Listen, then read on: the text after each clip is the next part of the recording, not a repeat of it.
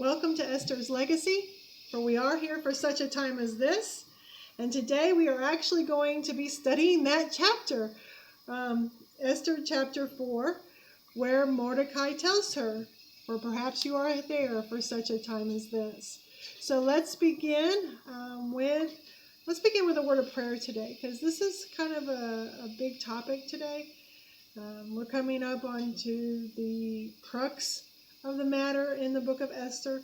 So let's begin with a word of prayer, and then we'll begin.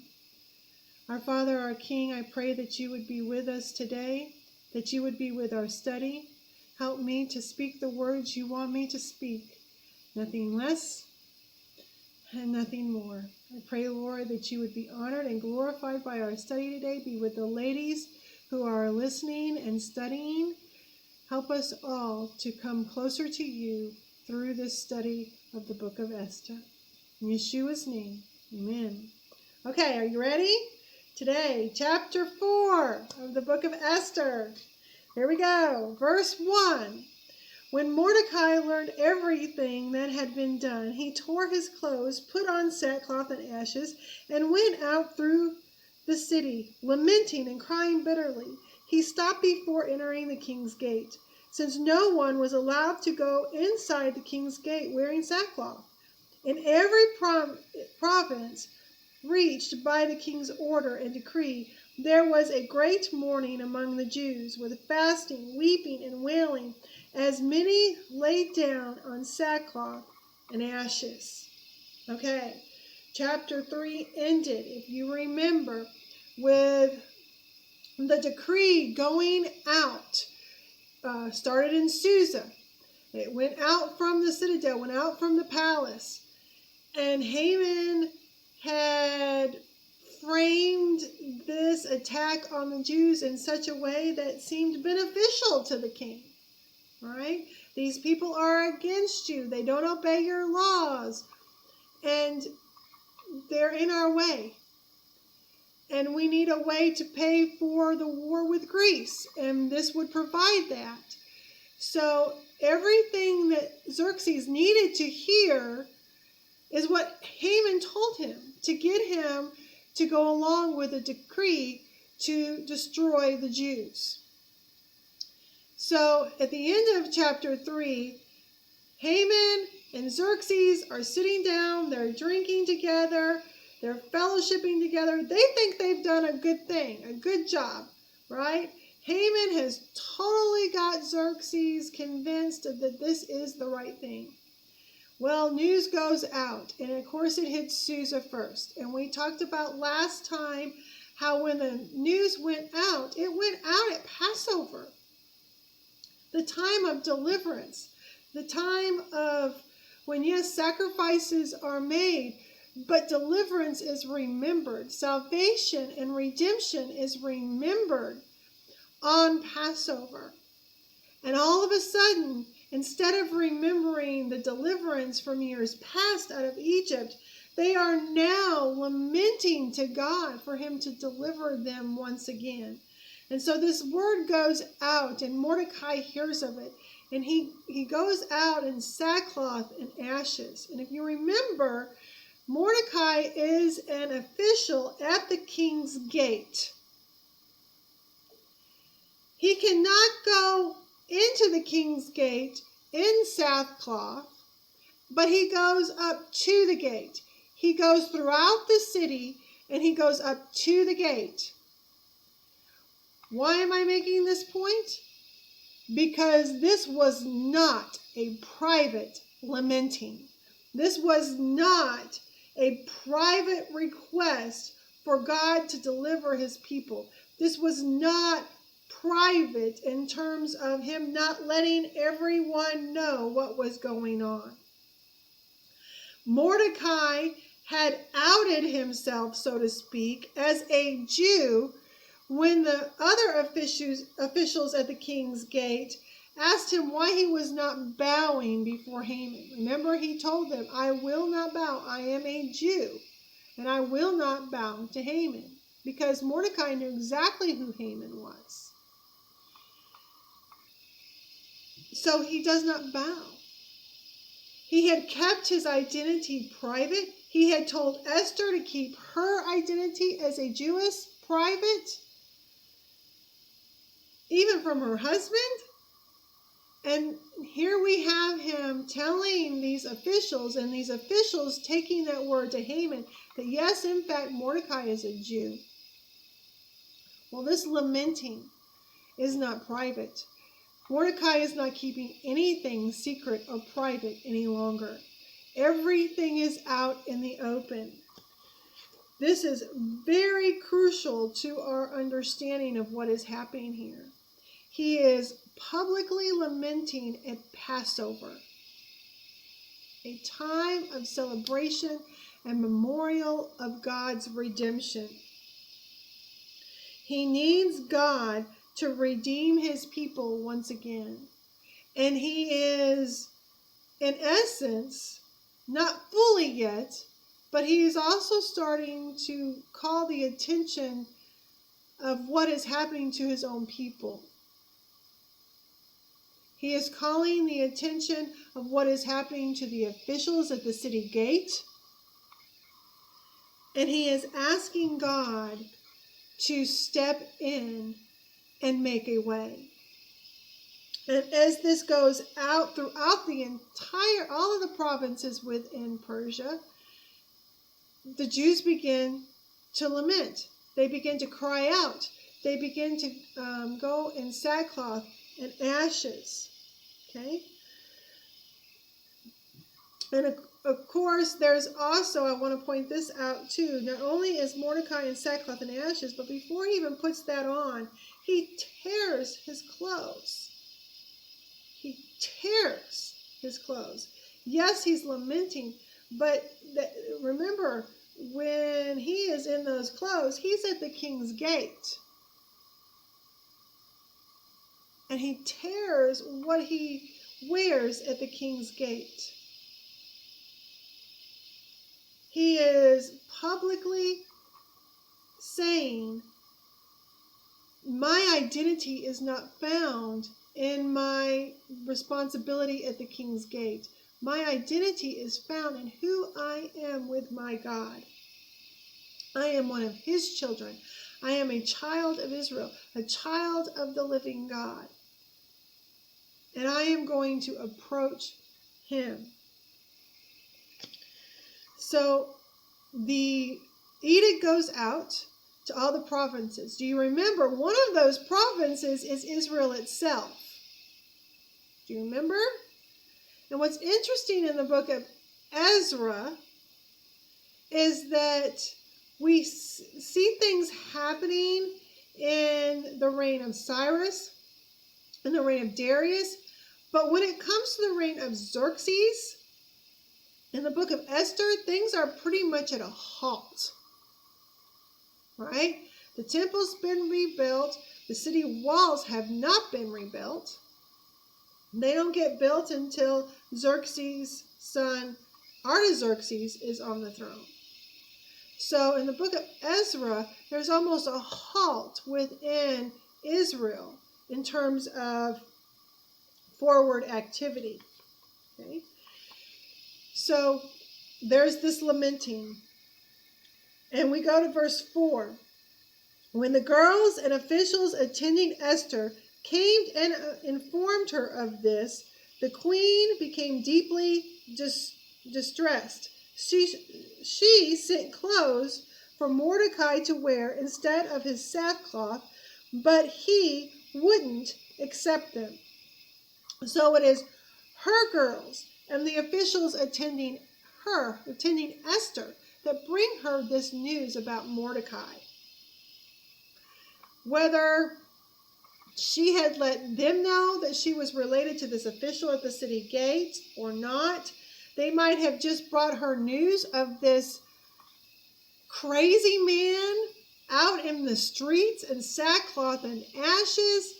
It's this Jew who is crying out to his God because of an edict of the king. Either way, whether they brought her news to let her know that her relative was doing this or brought her news saying that this one particular Jew was doing this. She may have asked, do you know his name? They might have told her. She may not have let anything be known yet up to this point. She may just be getting the news of this Jew acting in such a way. Either way, she realizes it's Mordecai. And so she sends out clothes for him to replace his sackcloth with. Now keep in mind again, this is the time of Passover and unleavened bread. So basically, she's sending him out clothes that would have been more in keeping with the time of the festival. Okay? In keeping with this time of memorial and remembrance and rejoicing.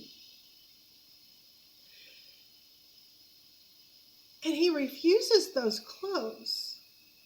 He's torn his clothes that he sits at the city gate with.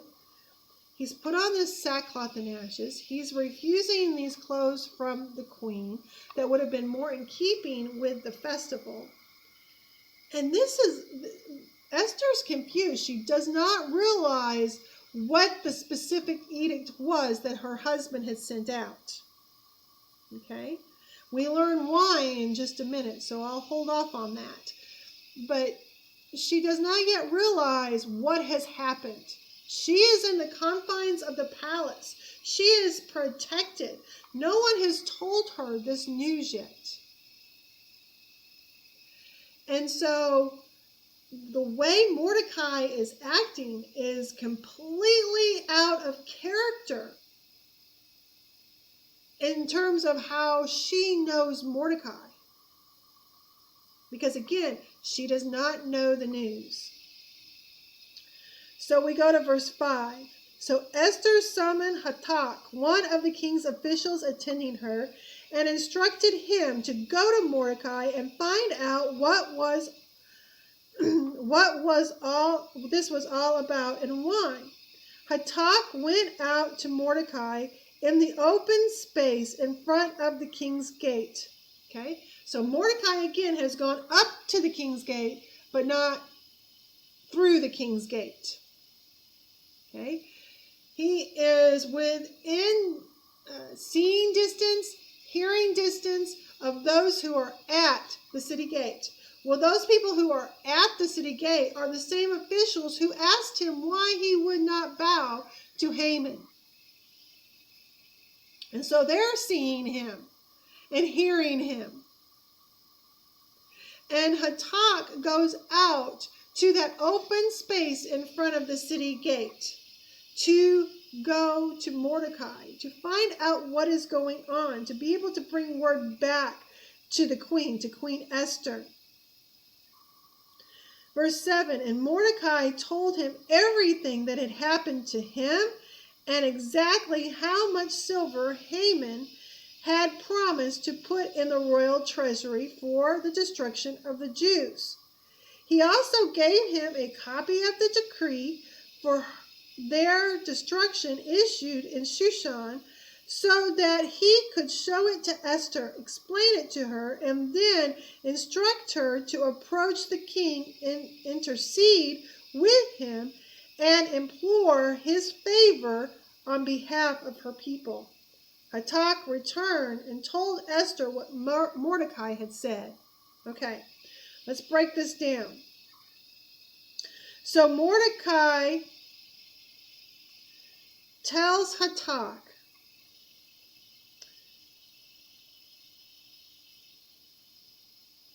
precisely what had happened to him. In other words, he's revealing his part in all of this.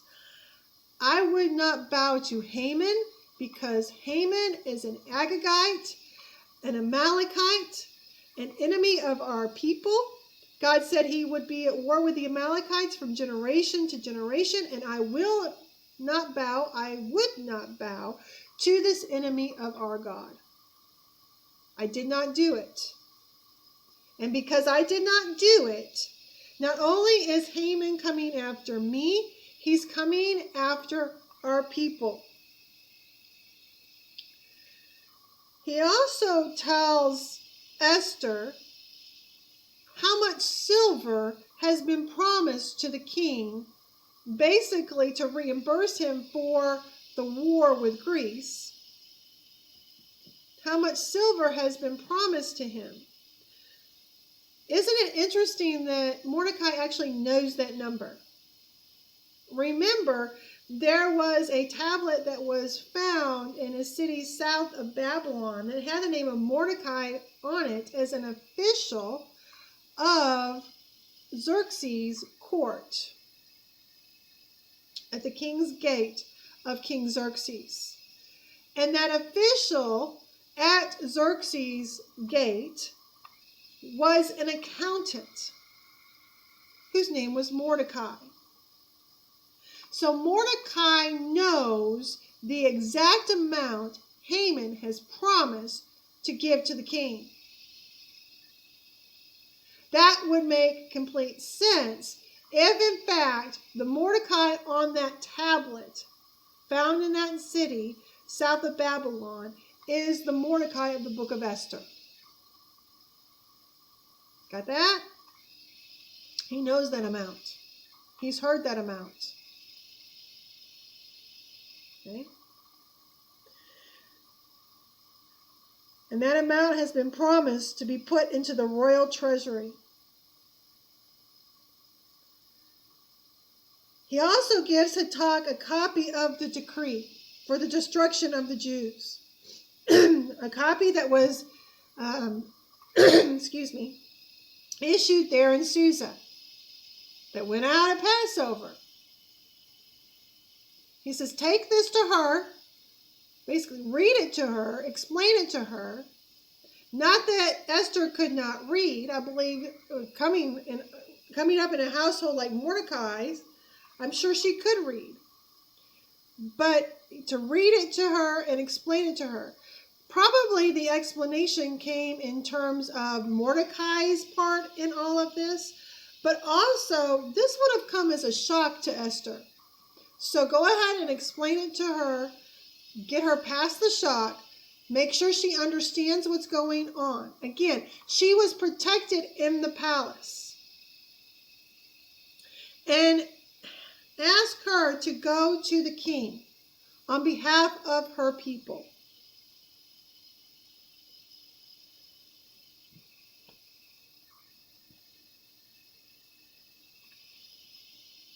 In other words, Mordecai is telling her, it is time to reveal who you are. I have done that. Now it is time for you to do that. The time for our silence, Esther, is over.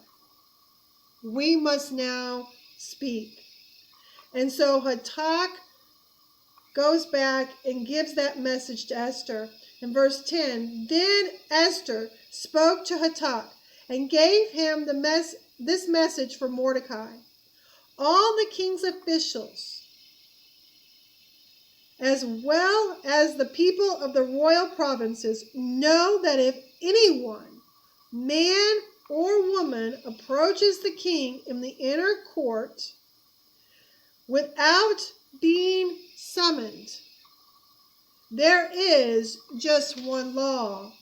He must be put to death unless the king holds out the gold scepter for him to remain alive. And I haven't been summoned to the king for the past 30 days. We now learn why Esther going to King Xerxes is going to be a problem. She has not been summoned for 30 days. That does not mean she has not had a private conversation with her husband in 30 days. That does not mean they haven't met privately in 30 days or been husband and wife those 30 days. Doesn't mean they haven't seen each other for 30 days. What that means is she has not been summoned as queen to her husband's royal court for 30 days. And just because she is queen does not give her permission to just show up at his royal court without having been summoned by her king. This is a matter of the courtroom. This is not a matter of their private life as husband and wife.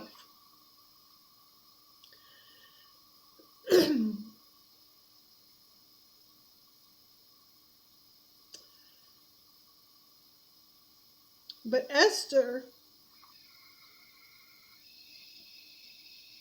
understanding these things, knowing that she has not been summoned, knowing that if she goes, it could cost her her life, knowing the law that the royal scepter must be put out in order for her to live, she is nervous, even as queen, in approaching the king. She knows her husband. She also knows that there are times, ladies, you know this, there are times when you approach your husband with issues and times you do not.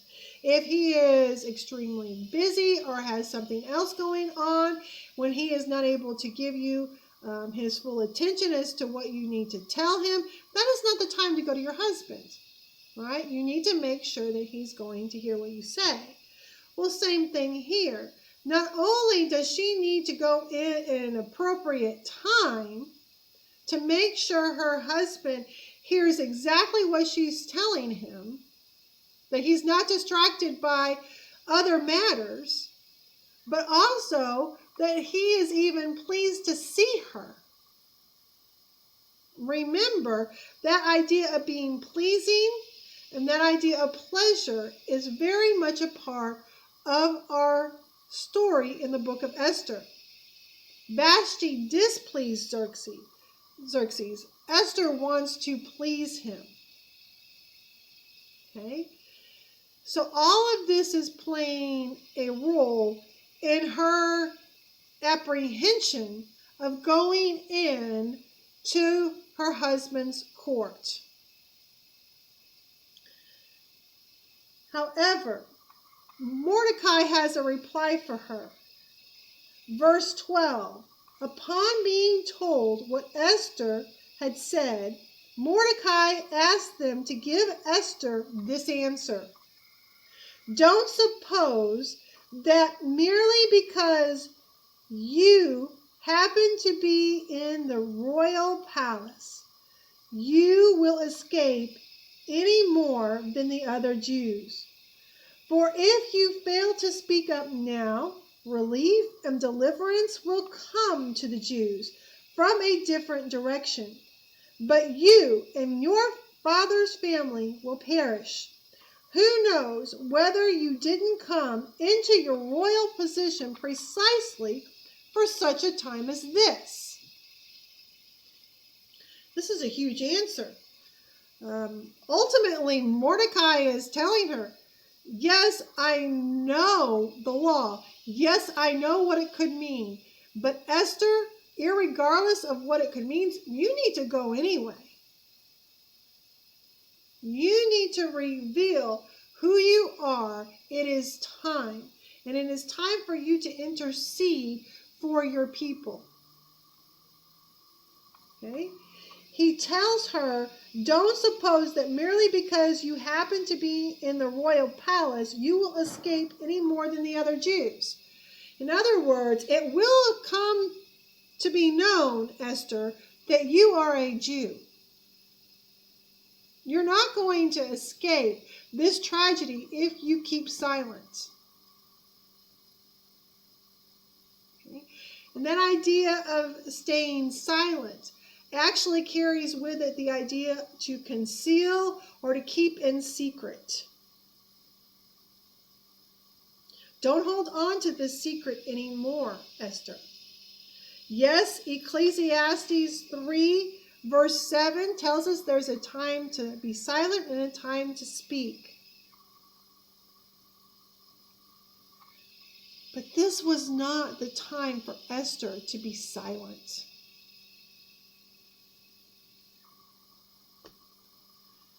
I want to pause here for a minute and talk about our world.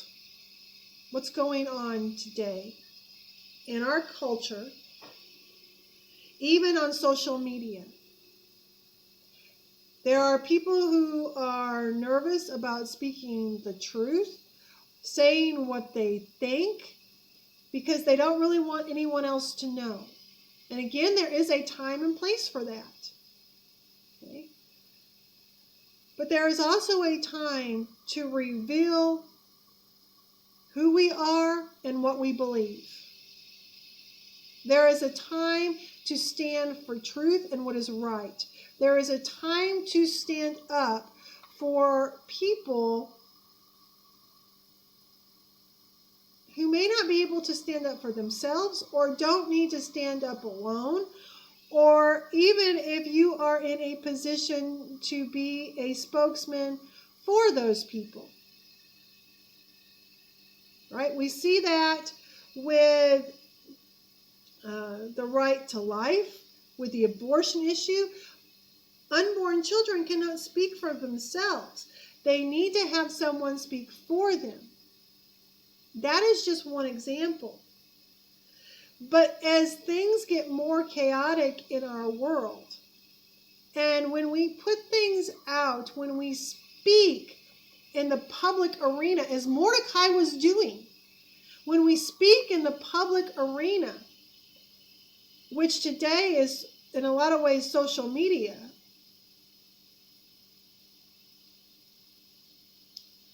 we reveal ourselves, we reveal what we think, what we believe, and it is out there for everyone to see, for everyone to criticize, for everyone to dissect.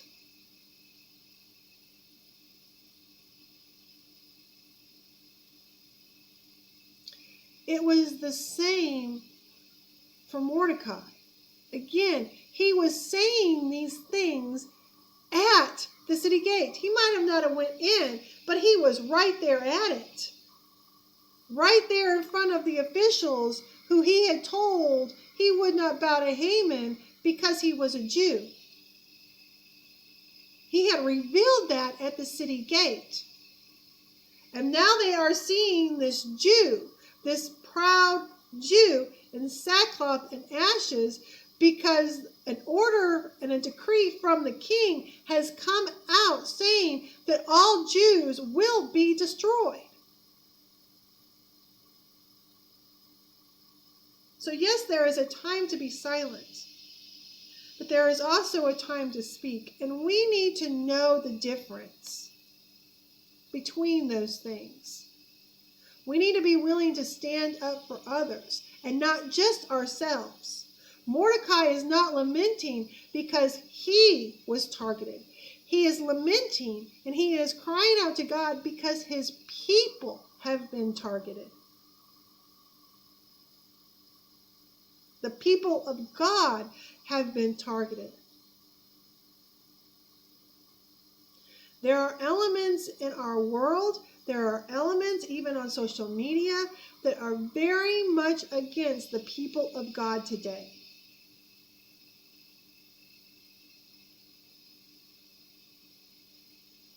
Do we let those things stand? Do we stand up for the people of God, regardless of what it may cost us? Because Mordecai makes it clear that not only will she not, escape, but also her family will not escape. Her father's household will not escape. And to be completely honest, we do not know entirely what that means. We don't know if that means possibly her children with Xerxes at this point. We don't know if it means possible brothers or sisters or aunts or uncles or cousins or just her and Mordecai. Either way, it's just not her life that is on the line. It is her family's life that is on the line, as well as her entire people. so now is not the time to stay silent. Now is not the time to conceal. Now is not the time to be in secret. So we are finally seeing Mordecai ordering Esther to reveal who she is.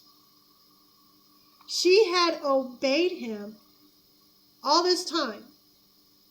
She has been queen for 5 years, and she has obeyed him. Will she obey him this time? Will she obey her father and reveal who she is? In a very dangerous situation, not a neutral situation. She's going to reveal herself in a time when her life could end immediately. She's not going to reveal herself privately to her husband.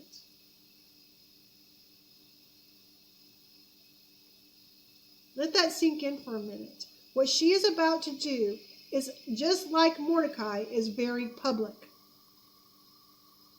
Very public. So she's taking all of this in.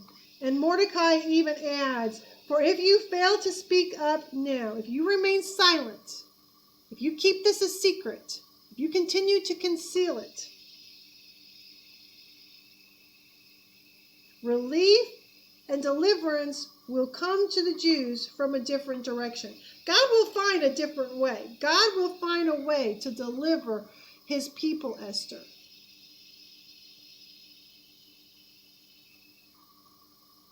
There's a couple words here I want to hit. The idea of relief and deliverance. In the Hebrew, this idea of relief. Okay, deliverance, of course, is redemption, salvation, deliverance, rescue from the enemy. But this idea of relief carries with it this idea of enlargement, of growth, of increase.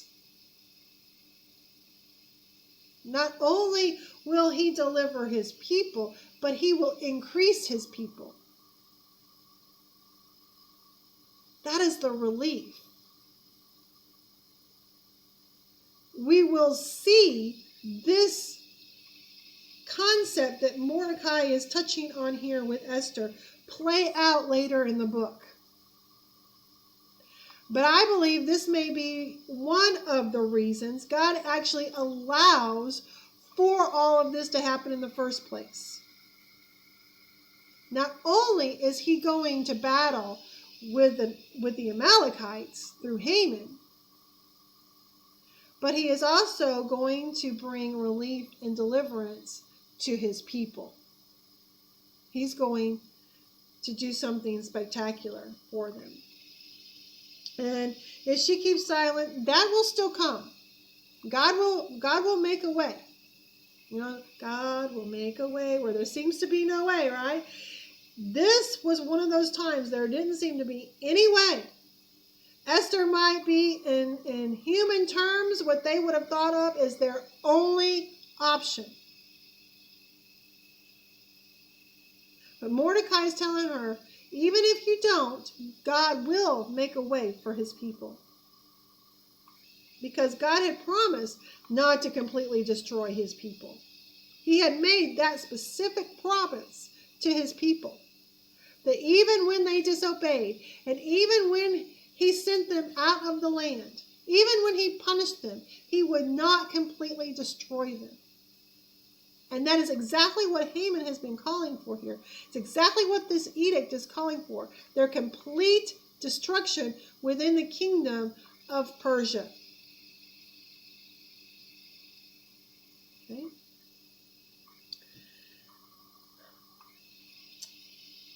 But who knows whether you didn't come into your royal position precisely for such a time as this. Who knows? Is this the reason, Esther, God put you on the throne in the first place? Did you wonder why out of all of those virgins, Esther, you were chosen to be queen? Do you not think that God was in control of that? You are there for his purpose. Ladies, we are all where we are for God's purpose. God has a reason for placing each and every one of us where he has us. And to you, your life may seem simple, it may seem comfortable, it may seem safe, it may seem like no big deal. But there may come a time when God uses you specifically in the position he has you right now, where you're at, that you thought was no big deal, that you thought was safe. Esther thinks she's safe. But God is about to use her. I want to go to a passage in the book of Joel. That terminology of who knows? Who knows? We find that terminology in the book of Joel, in Joel chapter 2. And Joel was more than likely a contemporary of Jeremiah, who was prophesying the destruction of Israel through Babylon.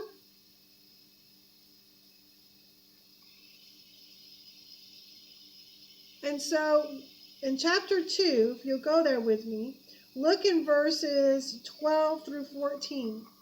And it says, "Yet even now, says Adonai, turn to me with all your heart, with fasting, weeping, and lamenting." Destruction has come. It's coming. It's on the horizon, just like here in the book of Joel. Destruction is coming. It's here. It's on the horizon. Yet even now, what is Mordecai doing? He is turning to God with all of his heart. He is fasting, weeping, and lamenting. Tear your heart, not your garments. Yes, Mordecai has torn his garments. This passage in Joel is not saying don't tear your garments. It's saying don't just tear your garments. Let what you do on the outside be a reflection of what's happening on the inside. If you tear your garments, let it be because your heart is torn on the inside. What we do in the physical is supposed to be a reflection of what's going on inside of us on the inside. Okay? So take that rending of your garments and let that show how much your heart is torn over the news of the destruction that's coming. Rend your heart, tear your heart, and turn to Adonai your God. For he is merciful and compassionate, slow to anger, rich in grace, and willing to change his mind about disaster. To relent in bringing disaster if there's repentance, if there's a turning to him with all of our hearts. God does not want to punish his children any more than a human parent wants to punish their children. And so when there's real repentance, when there's that real sorrow, when there's that real turning toward God, he is more than willing to relent on the discipline, on the destruction that may be coming. Right? We even see this with Babylon, with King Zedekiah, right? When he released the slaves, remember? God had Babylon turn back. But when he changed his mind and took back the slaves, instead of letting them have their year of release and their jubilee, he took them back as slaves. God turned the army of Babylon around again and brought them on down to Jerusalem. When there is real repentance, when our actions display that repentance, God is willing to relent of the judgment. But when there's not, that judgment continues to march forward.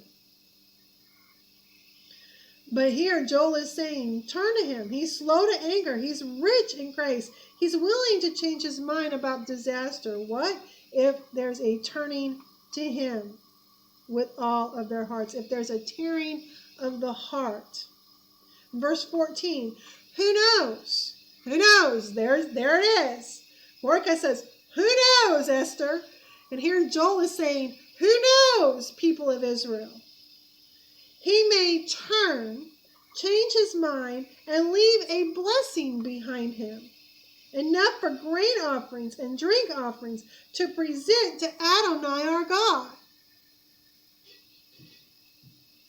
Who knows? Instead of bringing a curse, he may bring a blessing. A blessing where we can turn around and bless him with sacrifices, with love, with obedience, where we bow before him and offer him our allegiance. And I find it interesting again that all of this in the book of Esther at this point in the book is taking place during the Feast of Unleavened Bread, around Passover, during unleavened bread. And of course, with unleavened bread is first fruits. And we'll talk about that a little bit next week. Okay? So all of this is happening in a time of a festival, a time of sacrifice, a time when they're supposed to be rejoicing of what God has done for them and their people.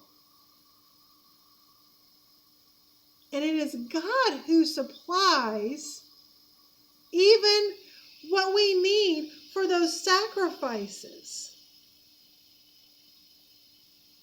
Those provisions are a blessing from him, so that we can come before him and spend time with him. And so Mordecai is using that language of who knows, Esther? Who knows? I have torn my garments. I am sitting in sackcloth and ashes. I am weeping. I am lamenting. I am turning to our God. And I am asking you, I am telling you to go to the king and implore the king on behalf of your people. For who knows? God may have put you where you are for such a time as this. Who knows, Esther? God has a plan. God knows where you are. God knows you are the queen of Persia. God put you there. Who knows? He may take this disaster, and instead of bringing a curse, instead of bringing disaster, he may bring and leave us a blessing instead. He'll bring us relief and deliverance. Do you hear that from the book of Joel?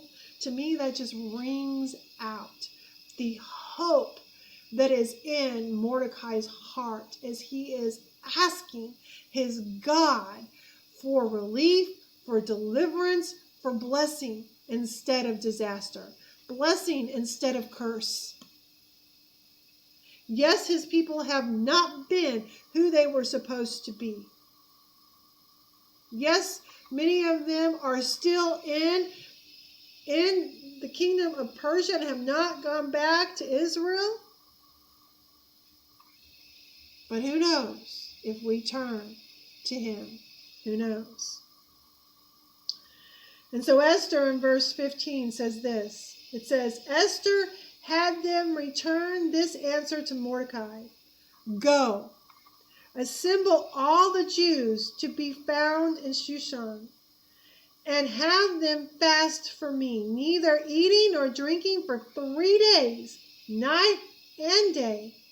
Also, I and the girls attending me will fast the same way. Then I will go in to the king. We'll stop there for a minute. This is the first time we see Esther giving Mordecai an order. The first time we see her telling Mordecai what to do.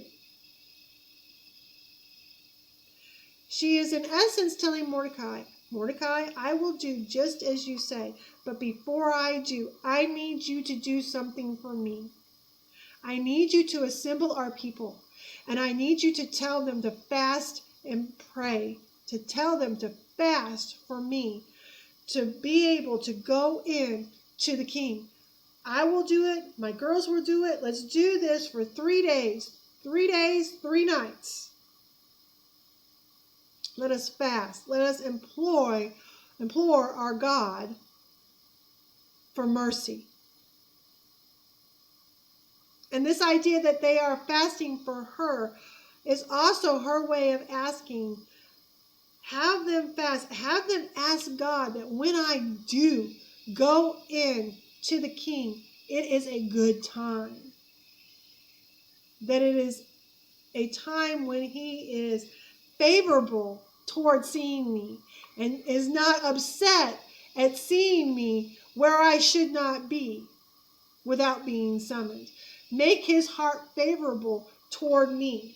Pray that God will make the king's heart favorable toward me. We even see that kind of prayer in the book of Nehemiah, when Nehemiah is before Artaxerxes, Xerxes' son, and Artaxerxes is asking him, what is wrong, Nehemiah? Because you're not supposed to be downcast in front of the king.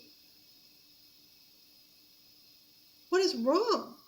And before Nehemiah says a word to Artaxerxes, to King Artaxerxes, he quickly says a prayer that God would show favor toward him, toward Nehemiah, in the eyes of this human king. And so Esther is asking for the same thing. I need my husband to be in a proper place, mentally, emotionally, to be able to receive me in what I want to ask of him. So have our people fast, Mordecai. And yes, with fasting comes prayer. God is not mentioned specifically in this book, but he is all over it. And so when she asked him to have them fast, in Jewish terms, that's not just fasting. That's fasting and praying. Imploring their God to work on their behalf. And then I will go to the king, she says. Then I will go. But I'm not going to go without fasting and prayer first. I'm not going to approach him casually. I'm not just going to walk into his courtroom and say, hi, husband, I'm here. I need you to listen to me for a minute. No. She's taking her husband's courtroom very seriously. She's taking her husband very seriously. And she is going to take how she approaches him very seriously. And we will really dive into that next week when we talk about chapter 5, when she actually does go in to Xerxes. But here she's just asking Mordecai, she's giving an order to Mordecai to have the people fast for her, to have them pray, to have them plead with God. So she will go before the king, which is against the law, she reiterates. And if I perish, I perish. She knows this could cost her life. But what she knows even more than that it could cost the lives of her entire people, and maybe even her own children. So if she perishes, she perishes. And she may even be thinking, okay, if I perish, let me be the only one.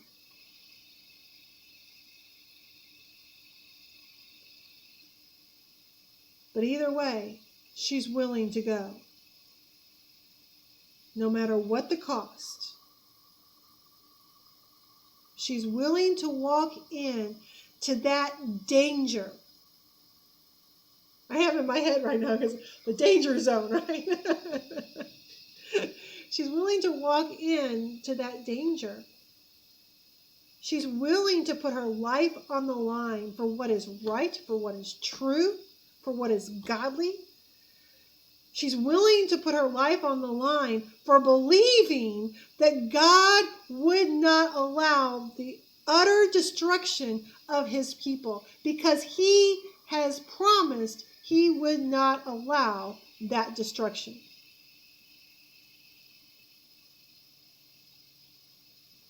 How much do we believe God when he tells us something in his word? Are we willing to lay our life on that? Are we willing to give our life for that? So Mordecai goes out. Then Mordecai went his way and did everything Esther had ordered him to do. Interesting, it actually uses the word ordered, right? This is not a suggestion for Mordecai. This is an order from his queen. This is no longer just the request of his daughter. This is an order from his queen. And he is going to follow it.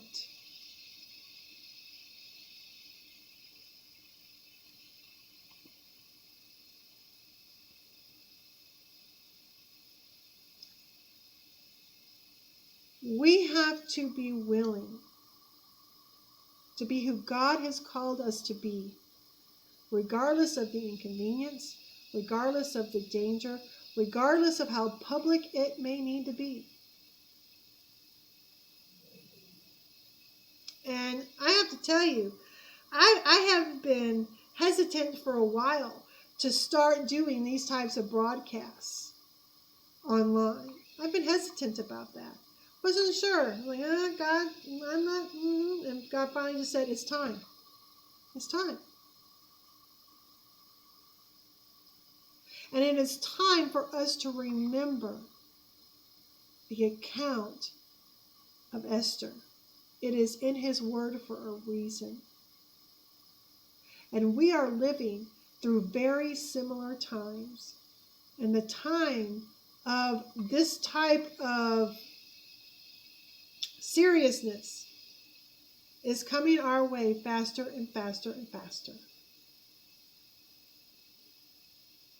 So let's not just take this book casually, the ideas in this book casually. Oh, it's just about a young woman who goes and has a beauty contest and wins a crown and wins a husband and becomes queen. Oh, how sweet.